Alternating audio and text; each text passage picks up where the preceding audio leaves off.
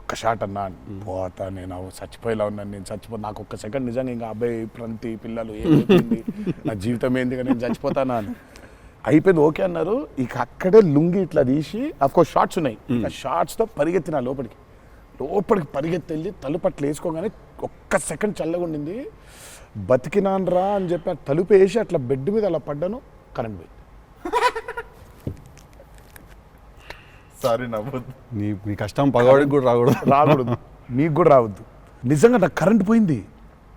Current పోయి నేను ఇంకా ఫోను, అమ్మ కరెంట్ పోయింది, ఇంటి దగ్గర జనరేటర్ లేదా, దరిద్రం చూడు. కరెక్ట్గా ఆ రోజే నిన్న ఆడు జనరేటర్ పాడైపోయింది. ఇప్పుడు బయటికి వెళ్తే ఒక టార్చర్, లోపల ఉంటేమో అవన్ అయిపోయింది ఇది. ఇక ఇప్పుడు నేను లోపల, ఇప్పుడు బయట ఒక చికెన్ లాగా ఫ్రై అయిపోవాలా, తందూరు అవ్వాలా, లేకపోతే లోపల ఇడ్లీ లాగా స్టీమ్ అవ్వాలా. ఈ మీమాంసలో సౌత్ ఇండియన్ ఇంకా ఏంటో ఇంకా ఇది ఇంకా అసలు నా వల్ల ఒక బనీని చింపేద్దాం అనుకున్నా, అసలు నాకేం అర్థమవట్లేదు.